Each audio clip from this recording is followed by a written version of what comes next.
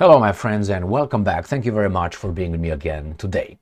3 topics for this video. The first one, Mr. Medvedev, the former president, ex-president of the Russian Federation, warns Ukraine with an atomic strike. If Ukraine does this one thing, it, rest assured, is going to be bombed by the Russians.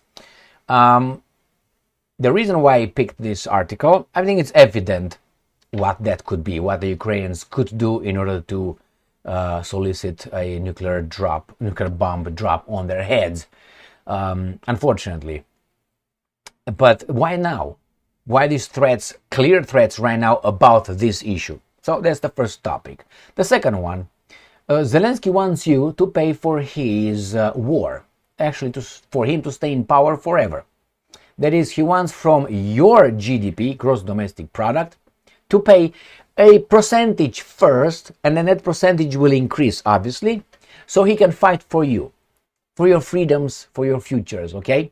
You're going to have a shittier life because the money is going to go to weapons, but hey, the cost of freedom has, you know what I mean, anything for that. Not for some. Anyway, and the third topic, we have a courageous American, a legislator, who tells us things as they are. And he's going to tell us why we actually attacked Iran. Or at least he calls Netanyahu as being the one who always wanted to drag the United States of America in a war with Iran. Plain and simple. Is this guy going to be re-elected next time? We'll find out. His name is Holland. All right, let's start with the first topic. This comes from Russia Today. Ex-Russian president issues nuclear warning to Kiev. The use of a dirty bomb by Kiev would prompt Moscow to use a clean bomb. Dmitry Medvedev has warned. Now, yesterday, Vladimir Putin and SPIEF, the International St. Petersburg International Economic Forum, that ended today, or yesterday, I think. The last day was today, I think. During his speech, he said there's one thing that will certainly have Russia use nuclear weapons on Ukraine. And he talked about if Ukraine is looking to acquire, has one, and deploys one detonates it like a dirty bomb on Russia. So that was yesterday. Again, now we have Dmitry Medvedev saying it clearer. If you have used a dirty bomb, we're going to fuck you up. Now, I think this goes without saying. Do you think the Russians will do it? I give them 99.9% certainty the Russians will do it. Unfortunately, it's not going to be the perpetrators who will be punished, but it's going to be the Ukrainian people. But the Russians are smart, and the Russians will take care of that. Why do you think they didn't use nuclear weapons already? They very much look into the future and say, we don't want to be portrayed, even though these guys will stretch it that way, as the only ones using a nuclear weapon, not an atomic bomb, nuclear, atomic. Anyway, 2 different things, isn't it? Correct. So, it's clear, and let's read what Medvedev says. The use of dirty bomb by Kiev would trigger a devastating response by Moscow, including tactical nuclear weapons. Those are little ones. They're little ones, but nuclear. Medvedev issued the warning on Saturday, stating that the possible attempts by the enemy to create and use a so-called dirty bomb would meet a proportional response from Moscow. And I'm quoting, with what? With a clean bomb. Tactical nuclear weapons. We have enough of them. I will keep silent about the consequences for future life and the environment, but the sick perverts in Kiev, I'm quoting, okay, with their twisted imagination, should have a good idea of it. Let them take a walk in the Chernobyl exclusion zone and watch those colorful TV series, he added, apparently referring to the HBO's miniseries. And this is the final mistake. This is what Putin said. The topic of the possible use of a dirty bomb by Ukraine was brought up on Friday during Q&A session with the Russian President Vladimir Putin in St. Petersburg International Economic Forum. Putin said it would be Kiev's final mistake and would have a catastrophic consequences for Ukraine. And I'm quoting, our response will be very harsh and most likely catastrophic for both the neo-Nazi regime and, unfortunately, for Ukraine itself. I hope that they will never come to that. All right, why do they talk about this thing now? Not, 2 weeks ago, 3 weeks ago, 5 weeks ago. Sometimes, they said veiled threats, a little bit more straight, forthcoming from Mr. Medvedev. But why now? Do they have any intelligence and they warned someone back off? We know you are at it, and it's a veiled message.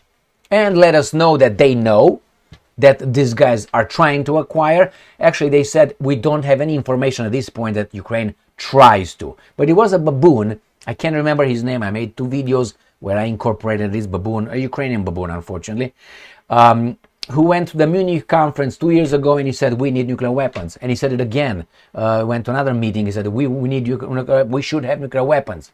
And that's bad. I mean, look, Iran gets bombed for wanting one, according to the media in America. All right, that's the first topic. Let's go to the second one. And we have this guy who gets a direct deposit. You know how that is in America? Maybe I'm not only America, in many countries. When you want to buy something with your credit card, let's say multiple payments, you can opt for a direct deposit, or they just gonna get money from your account every month or whatever the cycle is, so you don't have to remember to pay it. Therefore, you miss a payment and they will do whatever they will do. They will charge you extra.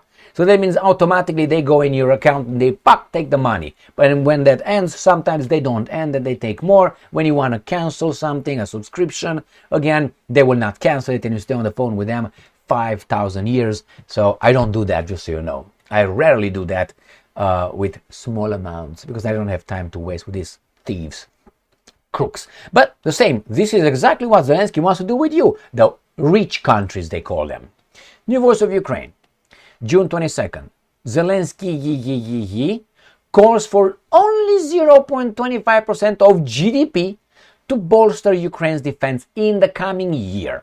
So we start small, and then from 0.25, we're going to go to 0.75, and then to 1.25, and then to 3.25, and so on, because I'm protecting you, this guy. And there are going to be countries who are going to agree, I guarantee you that, unless Russia smacks these guys. If Russia smacks the guys today, all right, these guys cannot provide them with anything. That would be the only, how should I put it? That would be the only the only thing that would save the countries, the citizens, I don't know, Denmark, Netherlands, Germany, from paying up this imbecile. We'll see. Otherwise, their jackal guys will pay their shekels to the whomever. Ukrainian president, because he's Ukrainian, always. He's not the president of Ukraine, no, Ukrainian. Called on partner countries to allocate 0.25% of their GDP to support Ukraine's defense industrial complex in 2026. Got it? But the next year is going to be from 0.25 with the inflation. We're going to go more. We're going to go 0.75. This is what they want. And what do you think? I should be asked if I want to pay for that. Well, you should pay for the freedom, man. Your liberties, your life. He protects it. He sacrifices for you. Flies all over the world. But he protects you. Anyway, and let's go to this guy who's telling something that you're not supposed to say. The Hill, Van Hollen. And this is from the 20th of June. Van Hollen, Netanyahu, and I'm quoting, has always wanted to drag US into war with Iran. And what a coincidence. We are at war with Iran. It's not because Netanyahu dragged us, but hey, Netanyahu coincidentally is the current Prime Minister of Israel. Now, is this guy going to be re-elected? Let's see. Senator Chris Van Hollen is a Democrat. Right there. I said what? Maryland? I don't know. Accused Israel Prime Minister Benjamin Netanyahu of long seeking to drag the United States into conflict with Iran as lawmakers scramble to respond to the Trump administration's handling of the Middle East conflict. Oh, yeah, okay. The Maryland Democrat who sits on the Senate Foreign Relations Committee, he's going to be kicked out, was asked during a CNN appearance Friday about a comment he made this week. They attack him. They want him to say, I'm sorry, I made a mistake. That Netanyahu had, and I'm quoting, outsmarted President Donald Trump on Iran. He didn't outsmart. They're either hand in hand or Trump is under blackmail. Or Trump is just the way he is, not good. And I'm quoting this guy, courageous, Prime Minister Netanyahu has always wanted to drag the United States into a war with Iran. Remember, Prime Minister Netanyahu was a big cheerleader for the war in Iraq, and many people believed that would be a cakewalk, Van Hollen said. And I'm quoting again, this is also why Prime Minister Netanyahu tried to sabotage the JCPOA when President Obama was in office.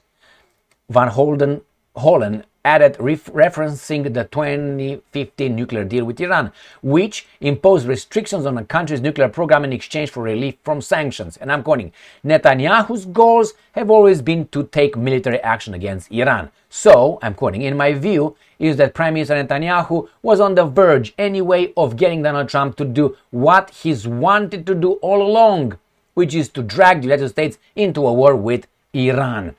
Well, let me tell you this. I noticed the American political system works like this. It's not going to go into the whole thing. I'm going to go to this. Supposedly, we have two parties, Democrat and Republican. And these two parties, supposedly they are opposing one another. They have their conservative ideology and the other one have the liberal ideology. Liberal means freedom ideology, but they want more government and more laws and more restrictions, but they're liberals. Anyway, so we have this. We have these two. Supposedly, when the liberals come, they push towards the left. Supposedly, when the conservatives come, they push to the right. But it's not like that. It's like this. When the liberals come, which is more government, more controlled by some entities, it's the opposite. It's Orwellian. They go left, real well, left. When these guys are allowed to win, it's like the same team. It's bad cop, good cop, basically that's what it is. But not, it's bad cop and kind of the same, as I call them. They are two identical twins. One of them has a mustache or a goatee, that's it, and they're fed by the same parents, which are the big interest. So when the Democrats win, it's the left always. When they win, they go really left. When these guys come, they stop it a little bit. Still goes left, they stop it a little bit. They never go back or go real right. No. It's like this is the left right.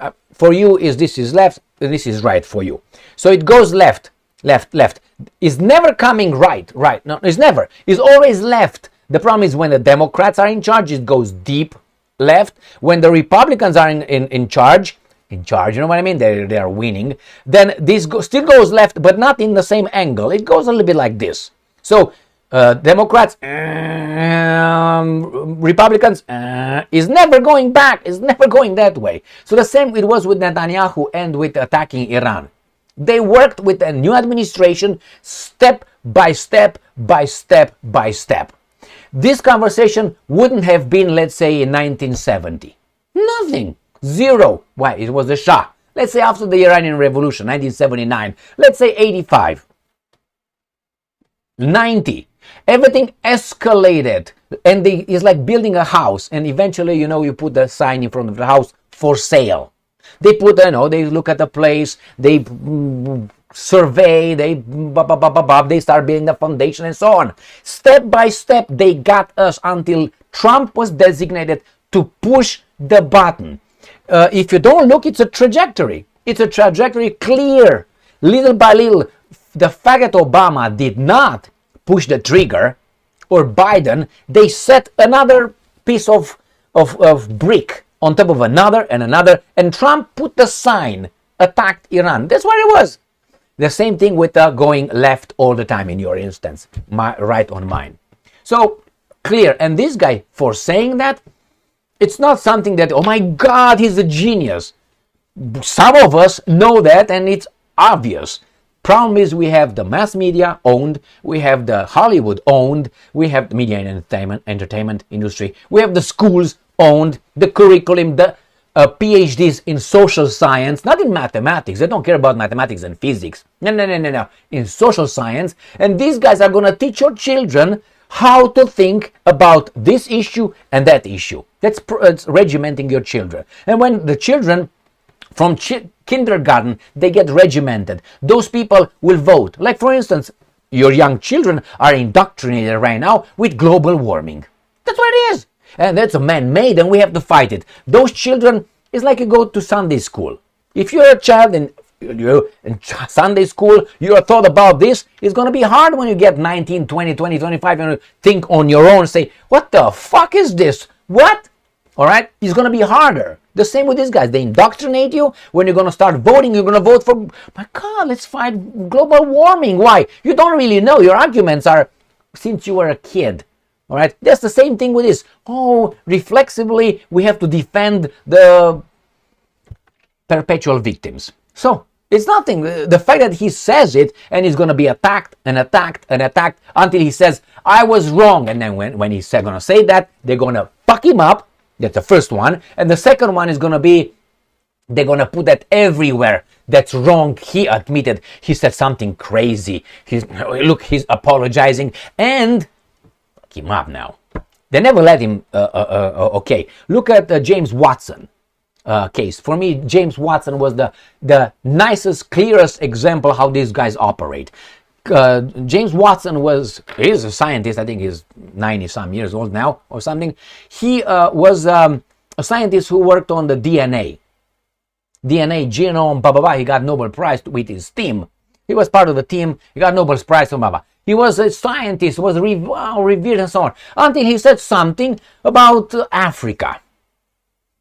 And he said it, but it said it mildly.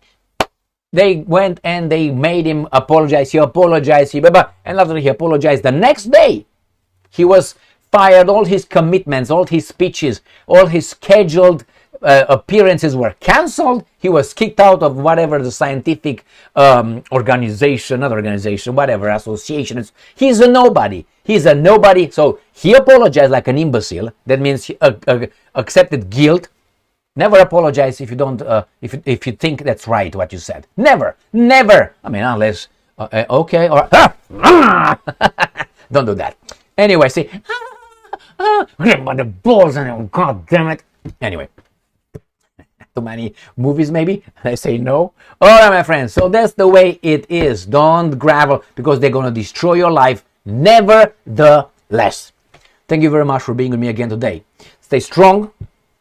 Stay smart. Look for the truth. And then be just. Boom. See you later. Crocodile.